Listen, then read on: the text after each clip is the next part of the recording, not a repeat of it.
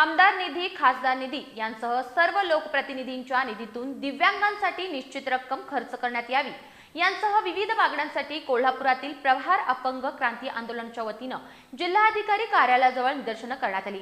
जिल्हाधिकारी कार्यालयात रॅम्प नसल्यानं आंदोलकांनी कार्यालयासमोरच ठिय्या मारला होता। यावेळी मागण्यांचं निवेदन जिल्हाधिकारी अमोल येडगे यांना देण्यात आलं। दिव्यांग बांधवाच्या हक्कांकडे दुर्लक्ष करणाऱ्या लोकप्रतिनिधी आणि प्रशासनाच्या उदासीनतेविरोधात राज्यमंत्री बच्चू कडू यांच्या आदेशानुसार आणि प्रहार अपंग क्रांती आंदोलनचे कोल्हापूर जिल्हाध्यक्ष देवदत्त माने यांच्या नेतृत्वाखाली कोल्हापुरातील जिल्हाधिकारी कार्यालयाजवळ विविध मागण्यांसाठी निदर्शनं करण्यात आली। या ठिकाणी रॅम्प नसल्यानं आंदोलकांनी जिल्हाधिकारी कार्यालयासमोरच ठिय्या मारला होता।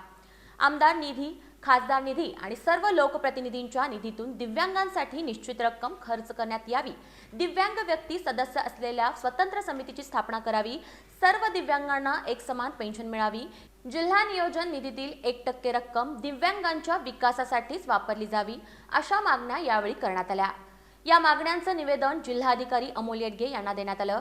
यावेळी प्रहार अपंग क्रांती आंदोलनचे जिल्हाध्यक्ष देवदत्त माने, समाधान हेगडकर, सुनील पाटील, तानाजी भादुर्गे, विष्णुपंत पाटील, जयश्री शिंदे यांच्यासह पदाधिकारी उपस्थित होते।